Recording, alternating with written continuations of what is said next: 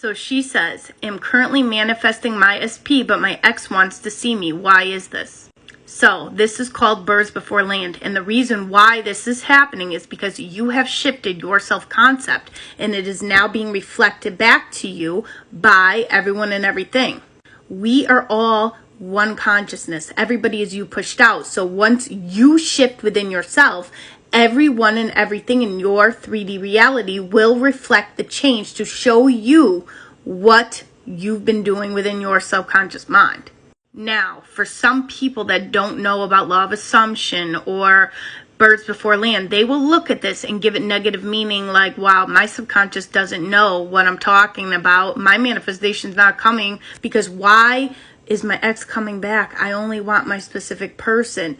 You need to give this positive meaning because your SP is next. You need to continue persisting in this moment as if you have exactly your desire right now, and it will show up in your 3D.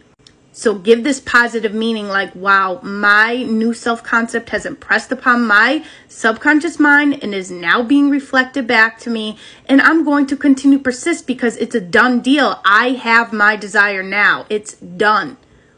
You are doing amazing, so continue persisting no matter what until your assumption hardens into fact. Follow me for more tips.